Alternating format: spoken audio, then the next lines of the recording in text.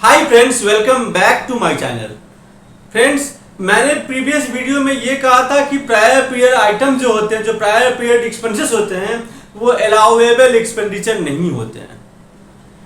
एक इम्बेजरमेंट को लेकर दिनेश मिल का जो गुजरात हाई कोर्ट का जजमेंट था, मैंने उसको लेकर डील किया था। आज फिर से जजमेंट का नाम मुझे याद नहीं है, बट आप मैटर को समझिए। प्रायर पीरियड आइटम का केस को लेकर मैं फिर से डील कर रहा हूँ। क्या हुआ था कि आप देखते होंगे कि बहुत पहले किसी ने रेंट पर देख के रखा था और रेंट अमाउंट बहुत ही कम था। होता है ना, आप लोग देखते होंगे कि कोलकाता साइड में या बड़े बड़े सिटी में तो बहुत पहले 100 साल 50 साल 80 साल पहले रूम रेंट पर लेके रखा था, बिजनेस कर रहे हैं उसमें, और रेंट कितना है 25 रुपीज़ 50 रुपीज़ 1000 रुपीज़ ऐसे आपके रेंट है। तो ऐसे ही एक केस था कि एक ही आपका रेंट पर लिया गया, एसएससी ने एक रेंट पर प्रीमाइसेस को लिया था and the rent was ₹1000 per month. Rent क्या था? 1000 रुपीज पर मंथ था, जो बहुत ही कम था। जो ऑनर है, जो प्रॉपर्टी ऑनर है, उसने क्लेम किया कि उसने फिर कोर्ट में गया कि इतना कम रेंट में नहीं होगा, आप रेंट को इंक्रीज किया जाए। आपस में डिस्प्यूट हुआ, एसएससी ने मना कर दिया, मैटर कोर्ट में गया और कोर्ट ने फिक्स किया कि जो actual the rent should be of ₹10,000। ये कोर्ट, ये आपका 2010 का केस है और सेटलमेंट आपका 2023 में हुआ था। सपोज कीजिए आफ्टर 12 ईयर्स, आफ्टर 10 ईयर्स के बाद इस केस का जजमेंट आया कि जो रेंट होगा वो 10,000 rupees for all prior period items, for all prior period years. क्या हुआ होगा? क्या हुआ होगा? तो टोटल जो 10,000 रुपीज 9,000 रुपीज एक्स्ट्रा हो गया पर मंथ। 9,000 इंटू 12 जो भी आपका कैलकुलेशन आएगा वो आपको पे करना पड़ेगा। ठीक है, एसएससी ने पे कर दिया as per the court order और उसका एक्सपेंसेस क्लेम कर दिया। एओ ने डिसअलाउ कर दिया। एओ ने कहा कि all these rents are prior period items, prior period expenses, so these are not covered under income tax act, so the expenses is not allowed under section 37 subsection 1। क्या हुआ होगा? कोर्ट ने क्या कहा? मैटर फर्दर कोर्ट में गया। Court ने ये क्या कहा कि जब लायबिलिटी क्रिस्टलाइज होती है, liability was crystallised because of the court order, तो टू पे the liability the expenses should also be crystallised in the same year, in the year in which the liability was paid. Court ने ये कहा कि जब liability crystallise होती है court order से, तो उस लायबिलिटी को जिस साल पे किया जाएगा उस साल ही एक्सपेंसेस माना जाएगा, क्योंकि वो लायबिलिटी जब कोर्ट ऑर्डर से क्रिस्टलाइज हुआ है तब एक्सपेंसेस भी क्रिस्टलाइज होगा in the year in which the payment is to be made against the outstanding rent. ठीक है, ठीक है। आइए दो केस और करते हैं। एक आपका था के रविचंद्रन नायर, नाम आपको बोर्ड पर दिख रहा होगा। के रविचंद्रन नायर सुप्रीम कोर्ट का जजमेंट है। इसके आगे आप लोग इंपॉर्टेंट मार्क कर लीजिए। क्या होता है? कोई यदि बिजनेस खराब होता है तो आप यदि नया बिजनेस स्टार्ट करते हो तो उसे हम क्या कहते हैं? जो नया बिजनेस स्टार्ट करने के जो एक्सपेंसेस होते हैं वो कैपिटल एक्सपेंडिचर होते हैं। ऐसे ही जब आप बिजनेस को बंद करते हो, क्लोजर ऑफ द बिजनेस का जो एक्सपेंडिचर होगा वो भी कैपिटल एक्सपेंडिचर होगा। तो ये इस एसएससी के पास क्या था? टोटल 6 यूनिट्स थे, A B C D E F, A B C D E F, 6 units SSC के पास थे। एसएससी ने क्या किया? ए बी और सी यूनिट को बंद कर दिया और डी ई एफ को कंटिन्यू किया। तो ये जो क्लोजर ऑफ द बिजनेस हुआ था उसके लिए जो ए बी सी में जो एम्प्लॉय थे उसको रिट्रेसमेंट कंपनसेशन पे करना पड़ा, बैंक से लोन लेके क्लोजर का सारा काम करना पड़ा, फॉर्मेलिटी करना पड़ा। तो इस तरीके से ए बी और सी को बिजनेस को बंद किया गया बाय टेकिंग बैंक लोन्स और बाय अरेंजिंग फंड। तो क्या हुआ होगा? ये जो खर्चा हुआ ना, इस खर्चे को क्या हुआ? इस खर्चे को एसएससी ने क्लेम किया अपने बुक्स ऑफ अकाउंट्स में।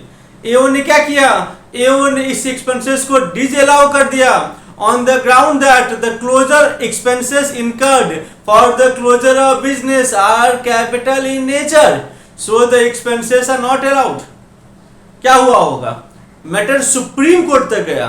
सुप्रीम कोर्ट ने कहा कि देखिए इनके पास 6 बिजनेस है, इनके 6 यूनिट्स है, A B C D E F, इसमें से इन्होंने 3 यूनिट को बंद कर दिया, ABC को बंद कर दिया, बाकी 3 यूनिट को कंटिन्यू कर रहे हैं, DEF कंटिन्यू कर रहे हैं, तो ये आपका क्लोजर ऑफ बिजनेस नहीं है, ये क्लोजर ऑफ अ यूनिट है।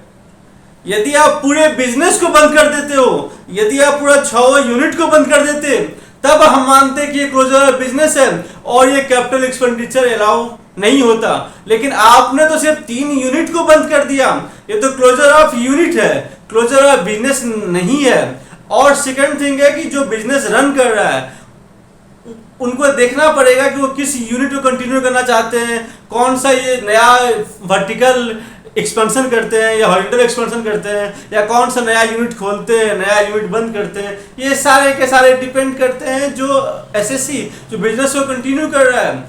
इसीलिए closure of partial closure of business, partial closure of units of business, ये आपका रिवेन्यू इन नेचर माना जाएगा और हम इसको रिवेन्यू एक्सपेंडिचर मानते हैं, और ये 37(1) में अलाउएबल एक्सपेंडिचर होगा। बहुत ही इंपॉर्टेंट केस है। इसी बेसिस पर एक दिनेश मिल्स दिनेश में कहा था, इसी बेसिस पर एक आपका DCM लिमिटेड का एक केस था, आप लोग उसको देखिएगा। यदि आपको वो केस मिलता है तो कमेंट में मुझे बताइएगा। सेम जजमेंट पर था, इसलिए हम उसको कवरेज नहीं करते। एक और बहुत ही इंपॉर्टेंट केस लो है। मान लीजिए जो आज बड़े बड़े बिग कॉर्पोरेट हाउसेस होते हैं, उनको बिजनेस कहाँ से आता है? बड़े बड़े क्लब से आती है। बड़े बड़े क्लब में डीलिंग होते हैं, जो आपका आजकल देखते होंगे 5 स्टार क्लब, फिर आपका गोल्फ क्लब, ये सारे क्लब होते हैं।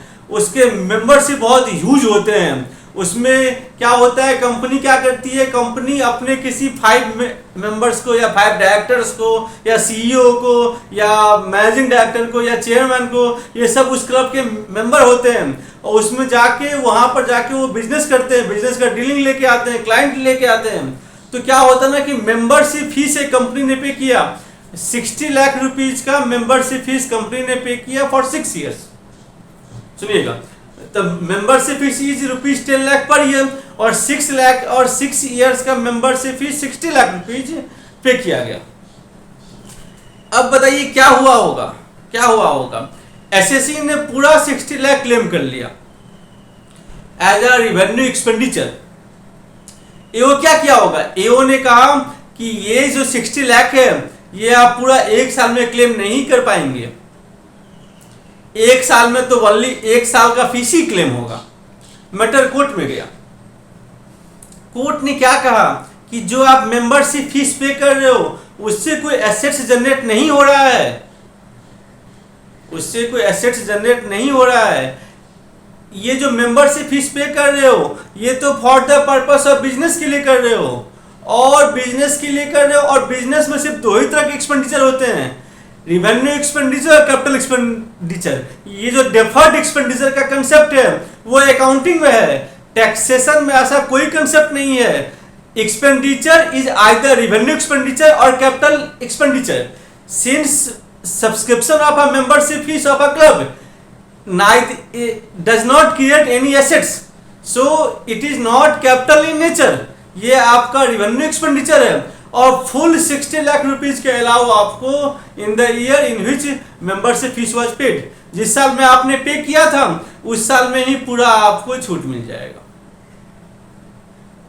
समझ में आया? तो ये आपका रिवेन्यू एक्सपेंडिचर है।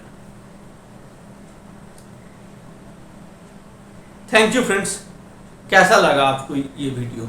Do write in the comment box. I love to read your comment and give reply on that. Thank you friends.